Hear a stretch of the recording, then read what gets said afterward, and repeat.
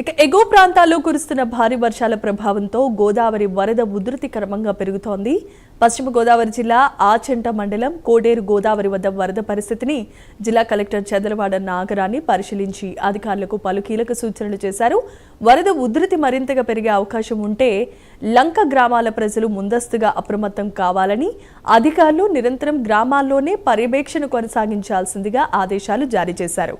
వరద తగ్గుముఖం పట్టిన వెంటనే లంక గ్రామాల్లో పారిశుద్ధ పనులు వేగవంతం చేయాలని, గర్భిణీ స్త్రీలను సురక్షిత ప్రాంతాలకు తరలించాలని సూచనలు చేశారు. అలాగే లంక గ్రామాల్లో రేషన్ పంపిణీ వేగవంతం చేయాలన్నారు కలెక్టర్.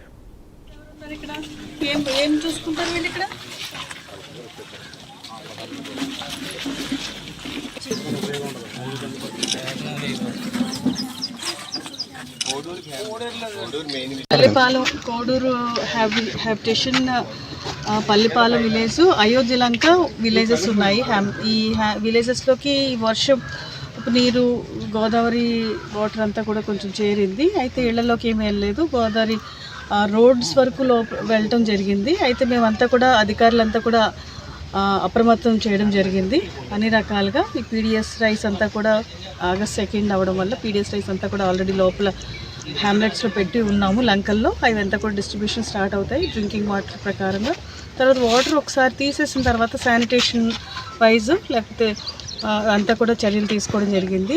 పవర్ పరిస్థితి ఏ విధంగా ఉంది, తర్వాత వాటర్ రిసీడ్ అయిన తర్వాత తీసుకోవాల్సిన శానిటేషన్, క్లీనింగ్, ఇవన్నీ స్నేక్ బైట్స్ ఏమైనా ఉంటే వాటికి కావాల్సిన వ్యాక్సిన్స్,